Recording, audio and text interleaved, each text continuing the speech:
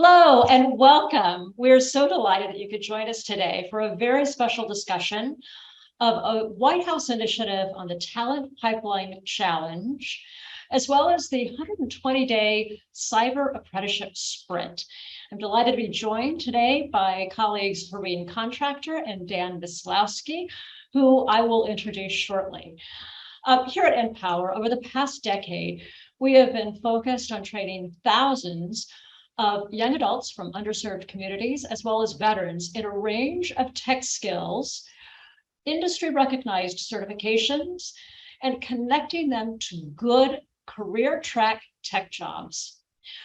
We work with over 500 employer partners, and we do so in a way that our curriculum is continually informed by the needs of industry. Important as we think about this dialogue around employer-informed training and training providers.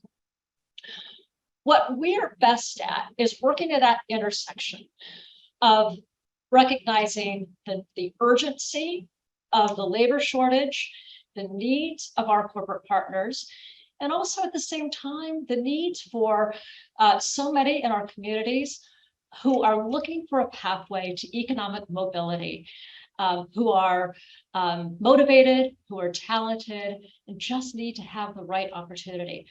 That's the sweet spot for NPower, is helping provide economic opportunity and mobility, and at the same time, helping to fill a talent pipeline for entry and mid-level tech positions. Our work takes new urgency at this moment in time when there is a sort of shortage of tech talent available, and especially a new urgency as so many of our corporate partners are keenly interested in diversifying their tech talent workforce. One of the questions that we run up against quite a lot is, how experienced is your talent? Everybody wants to have experienced, particularly cybersecurity talent, and that's where the apprenticeship model is so invaluable. You'll hear in a moment from one of our corporate partners who has long experience at helping graduates of the NPower program gain that relevant experience through the Department of Labor Registered Apprenticeship Program. For us, this is a model that has been tremendously successful with nearly 50 corporate partners around the country in getting access to trained talent and the ability to be able to train and continue to upskill those individuals in the systems and requirements that are specific to the needs of that company. So without further ado, what I'd like to do now is introduce you to Harin, Contractor. Harin is a senior policy advisor at the National Economic Council of the White House with a keen focus on workforce development, and he will walk you through more details around the tech talent pipeline and the Sprint challenge. Harin, I will put your slides up on screen now. Thank you. If you start with the employer meeting one, that would be great. So while we're waiting for the slides to get up, nice to meet you all. Harin, Contractor here at the White House. I help lead the workforce portfolio at the National Economic Council. Look, workforce is front and center for this administration. After passing a number of historic laws, particularly the bipartisan infrastructure law, the employers are coming to us and say, hey, we need the talent to be able to engage and implement the historic legislation. We think the bipartisan infrastructure law is going to be a game changer. The other one, Bertina, if you don't mind. Okay, sure. Yeah, we'll start with the infrastructure one first. We think it's going to be a game changer, not only for communities, but for workers as a generational opportunity. Before in America, when we used to build things, that helped build the middle class. We really think we could do it again, not only through the infrastructure law, but again, with CHIPS Plus that just passed and the Inflation Reduction Act. So with the infrastructure talent pipeline challenge, what we're trying to do here, this is a nationwide call for employers, training providers, local governments, community-based organizations to be able to scale up their efforts and focus on three particular sectors right now. We're focused on broadband, construction, and electrification. And what we're trying to do with the challenge is get folks to pledge their commitment to provide equitable pathways through training for these jobs. And so we're asking folks to do three things. We're asking folks to build new training programs, pre-apprenticeship, registered apprenticeships, or new partnerships, scale existing training programs or partnerships, grow current efforts. Yeah, that's perfect. Yep. Next slide.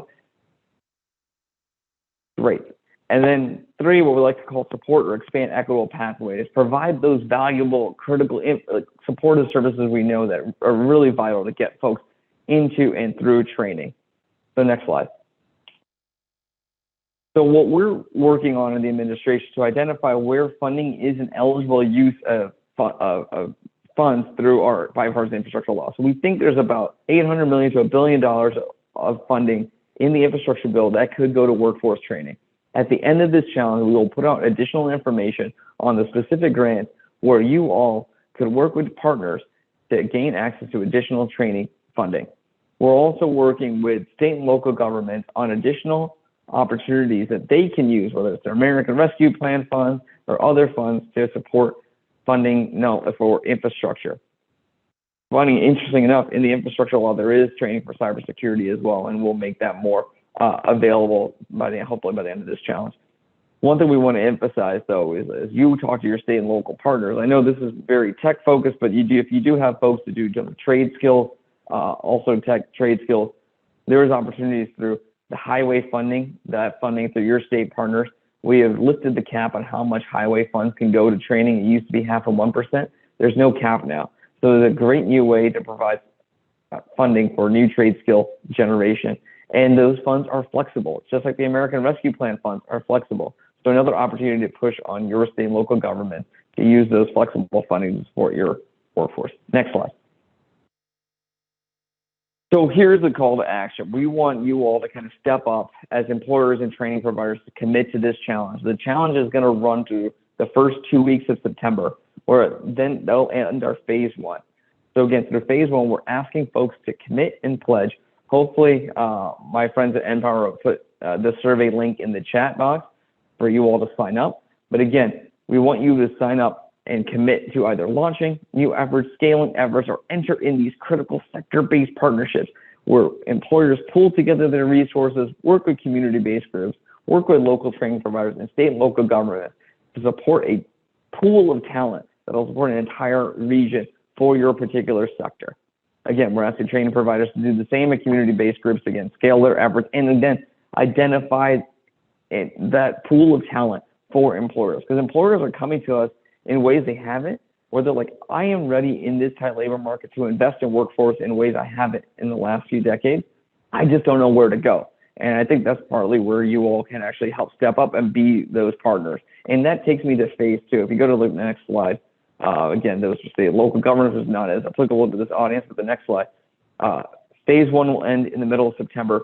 Phase 2 will then begin our matchmaking phase, led by the Department of Labor, Department of Education. We will take all those who join the challenge and then start developing these matchmaking intentional sector-based partnerships. So if you're in Atlanta or Houston, if you're an employer, you want to enter these partnerships, we will then match you up with other community-based group training providers and NGOs who want to be able to support this effort. So that isn't just the Infrastructure Talent Pipeline Challenge. I will then go to now the cyber slides there on that tab, Bertina, please. And so what we're trying to embark here, and again, NPower is at this event where we launched, we had a White House convening around cybersecurity workforce. And one of the pieces that we talked about was ways to reduce barriers into this high wage, high growth job. And so what we're trying to do here is align resources to be able to support folks to get into this effort. And so one thing we did in the administration late last year, you may have seen the work we did in the trucking action plan, where we were trying to support getting more folks into trucking through quality training. And one way we did this was through registered apprenticeship, because folks start on the job as a W-2 employee while they learn, while they earn, right? And that was one way we wanted to solve the supply chain crisis, and it was massively successful. So what we did, and I'll go to the next slide here, we took this work-based model, registered apprenticeship, which is industry-driven. We took this model, which a lot of you may have heard of. Sometimes folks think it's time-intensive, it takes a while, a lot of resources. And you're right, typically it takes 8 months to start a registered apprenticeship program. But the reason we do this is because we meet high-quality standards.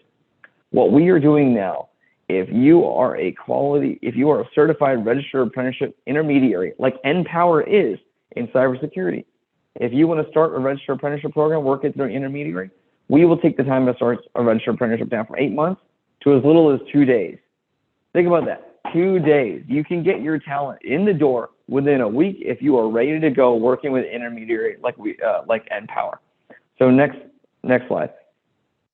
So again, we're going through this 120-day sprint. What we're trying to do is mimic what we did with the trucking challenge. So what we did in trucking, in 3 months, we got over 120 employers in the trucking industry to sign up as registered apprenticeship providers, and it massively changed that industry and sector with more W-2 employees, better retention, and better quality. We are trying to do the same here in cybersecurity, not only focus on retention, but pathways in, because we know some of these jobs may not require a 4-year degree. They require the skills and competency-based training that comes with a registered apprenticeship. So we're working with a number of federal agencies. This is a government-wide effort because it's a critical need for national security. It's a critical need for economic security. So you see the number of partners we have working there. If you go to the next slide, some of the main goals we have is to educate and increase awareness on these critical jobs. Again, a lot of people may know about cybersecurity, but they don't know what it entails to actually get into the job. So we're going to work with you all as stakeholders to try to identify and increase awareness. One of our main goals, and the reason we're trying to do this cybersecurity sprint, is to advance DEIA. Because again, while cyber is a growing field, we want it to be inclusive for local communities. And again, the third piece is to recruit and connect local employers and career seekers. The amazing thing that has happened since we have started this cybersecurity sprint, 1,000 people have reached out to us being like, how do I join a registered apprenticeship? This whole cybersecurity sprint is geared toward employers and training providers, yet folks off the street want to be able to join this industry, and they're coming to us asking how they do it. So next slide. One of the reasons we're really bullish on cybersecurity and registered apprenticeship because it helps advance equity. So if you see this graph here, this shows the dark bar is the percentage of cybersecurity registered apprenticeships workers. The one in the middle is the percentage of tech in industry that is represented by this group, and the light bar is the percentage of the population that is available for the active workforce overall.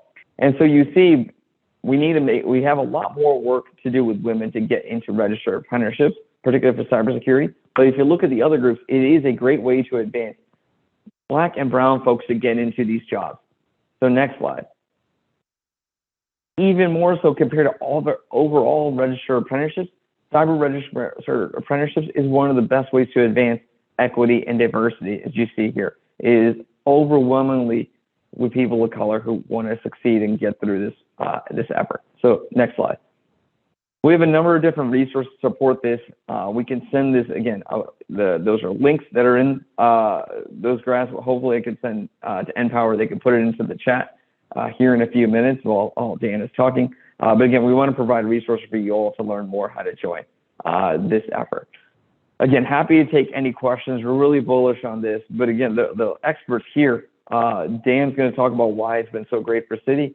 And our wonderful friends at NPower are doing this right now. That's why they were at our cybersecurity summit. That's why they are a registered apprenticeship intermediary. And that's why we want to be able to work with them to get more folks into this critical job. So happy to pause there. Harin, thank you very, very much. And we'll take questions towards the end of this presentation in about 10 minutes or so. But at this moment, I'd like to introduce Dan Maslowski. Dan is the managing director at Citigroup. He serves as the head of global storage and engineered systems. And in that role has been instrumental in pioneering and replicating a apprenticeship model that's been successful for his business and other units across Citi. What's interesting about Dan's background is that he's also heavily invested in forming the tech strategy at Citi and in really developing next generation computing technologies. In other words, Dan is very much at the cutting edge of technology implementation at a large global bank and has said cybersecurity is important And the apprenticeship model is going to help us reach our goals. Okay. Yeah, So Dan, I'll turn it they over. eventually went through, but it took like 6 minutes or something. I will At least turn it over when I to tried. you, and you can share more about the details of how you and your city colleagues have made the apprenticeship model. Bertina, thank you so much. And Harin, it's great to meet you. I'm pleased to be here on behalf of the executive leadership team at Citi. I will cut to the chase and say apprenticeship programs work. It's been tremendous for Citi. We've been involved in an apprenticeship program we've been involved with NPower for over a decade. Over 500 graduates from the NPower program have run through the Citi estate. And we started the apprenticeship program in 2015 with the recognition that the complexity associated with an organization like Citi requires additional training, additional talent, additional opportunity for people to rise to their potential. And we started small with about 6 or so apprentices in our first iteration. We rapidly grew to 10 apprentices on a 6-month rotation, which turned into about 20 a year. And we did that for about 3 years. And we were pretty successful there. Fast forward to 2019. Jennifer Kleinart, who is the executive leader associated with the NPower program, thought that we could do even more. And we transitioned it into a global program, a national program that is affiliated directly with our Citi hiring practices. More importantly, it's generalized across all of our estate as opposed to just my estate. And with that, we're now hiring approximately 100 apprentices a year, which is tremendous for us. Let me talk a little bit about why we're doing it. We look for talent in all areas. And I had the pleasure of sitting down with Jane Fraser on the very first day of her tenureship as CEO of Citi.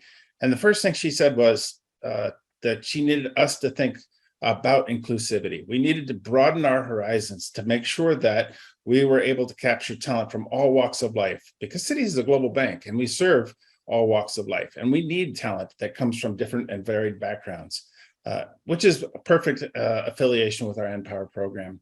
The beautiful thing about that is that when you get an NPower apprentice or an apprentice that has learned at the firm how to compete in a global environment, they're incredibly loyal and they stick around forever. More importantly, because of the success with our apprenticeship program, these employees have formed self-organized groups that seek to give back to the next generation of apprentices. And so every apprenticeship class that graduates, generally we end up with apprentices that join our employees now. They join a program that we call Pathfinders. And I have a military background, and Pathfinders are an elite group that go in and they help find safe landing spots for airborne troops and helicopters and so on and so forth. And so we modeled that same behavior at Citi with our apprentices. We find safe spaces for them to learn, to grow, to rise to their to their potential. And we look forward to their opportunity to give back as they mentor additional employees or apprentices that come in. Most importantly, I have benefited directly from not only hiring top talent, not only finding people that think differently and challenge us to be better, but also I think we talked a little bit about equity. Can't tell you the number of letters and emails that I've gotten that said, thank you for the opportunity. It's been generational and wealth changing. It's given us opportunities to compete in an environment that we didn't have the resources to compete in before. But most importantly, it gives us the opportunity to learn at the firm in a complex, multivariate environment that is constantly being challenged by some of the most aggressive problems in the world. Citi's a huge target, and we need talented people of gravitas, people that have come up and learned how to compete in this environment. And the apprenticeship program has been tremendous for us. I'm happy to answer any questions about our program. I would be disingenuous if I said that it was the easiest program in the world to start, but after our first iteration, we learned tremendously how to support the program, and we learned that that what we got from the program was so much more than we gave. And so with that, I'll turn it back over to you, Bertina. Thank you so much for the opportunity to share our experiences. Dan, thank you so much. Thank you for being such an outstanding employer partner and for committing to the Registered Apprenticeship Program. So at this point, we want to open it up for questions. And I see one that's popped up already, which is describe what an employer-led apprenticeship partnership looks like.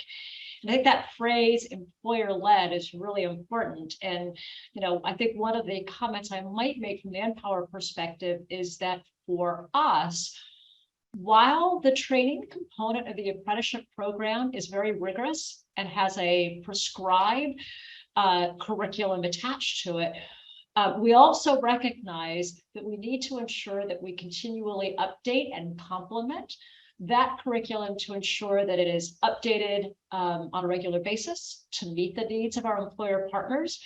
But Dan, I would turn that over to you to see if there are any other remarks that you might add to the idea of an employer-led apprenticeship program. Yeah, thanks, Bertina. Happy to talk about that. So the NPower program gives the apprentices foundational skills that allow them to come in and start contributing immediately. On the other hand, Citi is an incredibly complex environment. It can take 4 weeks just to figure out how to do the email assets and to collaborate across the estate. Most importantly, it requires that people assimilate into our vernacular, our language, and they figure out how to navigate our estate. And in order to do that adequately, we have to provide the opportunities for people to learn quickly and partner across the estate with previous apprentices. So I guess the easiest answer would be, because we are a unique business, we need those foundational skills, but we can't just insert somebody into the estate without some training, without some opportunity, and without some mentorship. It's been tremendous in terms of how our apprentices have risen to that challenge. But most importantly, the kinds of people that we have gotten from this program have been transformational. They're program leaders, they're security experts, they're coders, they're operators, and they even add to our HR estate. It's been a really great program, and it wouldn't have happened without a deep partnership from NPower, but most importantly, a commitment on the management team and the executive team to make the program successful. And so I think that's probably the best definition for what an employer-led program looks like. Dan, thank you. I see another question here, and this is a topic I know on the minds of many, many leaders. Retention is a challenge. Do we see any differential in retention levels of those who have gone through an apprenticeship program? And Harin, I know that you've collected some statistics on that very topic. Perhaps you can share a reflection, and Dan, if you have anything to add, please do. I have. I just don't have it off the top of my head, but we do. The overwhelming evidence on registered apprenticeship shows that retention is a lot better than those who do not go through that program, and by tenfold at least. Again, those who go through the registered apprenticeship, they get an understanding of what it entails to do the job, and so you have a better understanding of what you actually want to do. Even more so, if you go through a pre-apprenticeship program, you get that introduction even before you enter the registered apprenticeship program, and those retention numbers are even higher. But again, the on-the-job training model provides that support and mentorship needed to get actually folks in and actually invested into the job. And we see actually better mobility from workers too, from going in at entry level and moving up to executive level type of jobs as well. But Dan obviously can speak from a private sector. Yeah, no, I think you're spot on. I'd go one step further. And when you talk about loyalty and retention, people that have been given the opportunity to expand their horizons and see things that they haven't seen before are intensely loyal. And again, I think I've mentioned it a couple of times. The incentive to give back to the incoming apprentices is so strong that they commit their personal time to drive this employee-led program, right? I didn't mandate the Pathfinder program. A bunch of NPower graduates mandated it, and they've been working collectively to make them successful. The loyalty is amazing. The passion is amazing. Can't tell you, I got a letter the other day from one of our apprentices. The other day, it was 3 or 4 years ago. And the gentleman said, Dan, with the third paycheck from Citi as part of the apprenticeship program, I was able to move out of my car and into my first apartment in 3 years. It's tremendous. I'll never forget that. I'll forget about the technology I've invented. I'll forget about the problems I've solved, but I'll never forget the fact that the NPower program, the apprenticeship program, changed lives. It was tremendous. That is definitely a testimony of how life-changing an apprenticeship program can be, and especially in an area that's well paid like cybersecurity, and with definite potential for upward mobility. Harin, I will turn it over to you. Are there any final remarks that you would like to address before we close? And then Dan, I would ask if you have any closing remarks, and then we'll close out our session in a few minutes. No, I want to say thank you to you, Bertina, and the NPower team, the Venerable team, and Dan. You talking about the personal testimony of this work. Look, this is an economic imperative for this country as well as a national security imperative, particularly on the cybersecurity side. And we're really bullish on what we can do here. We're already seeing some great fruits of our labor with the registered apprenticeship effort on cyber, like we did in trucking. And we really think we could get to a tipping point where we can actually move toward more credential and skills-based hiring writ large. Even outside cybersecurity, we want to do it writ large in the tech sector. But again, we can't do this without the infrastructure pieces as well. So I know there are some digital skills and tech pieces attached to that. And so we would love you all to be part of that challenge. It is the best way for us to do some of that matchmaking. So there are multiple efforts you can get involved in what we're trying to do, the administration, and leaning forward in addressing our labor supply issues right now in this labor market, and actually try to build, as the president likes to say, build back better in this era. And so you'll be seeing more from us. It's not stopping here with the infrastructure and the cybersecurity. We'll be doing more with chips, which again, was just very STEM and tech heavy. And so we'll probably come back to you all at NPower to help us with that and the Inflation Reduction Act. But we need more folks like Dan and Citi stepping up. Is again, the whole purpose of cybersecurity is employer-driven, employer-led. It's not government-driven. We are just facilitating the opportunity to provide quality standards and supportive services.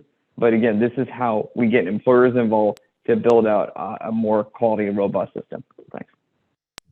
Great, thank you. And Dan, before we close out, any final words?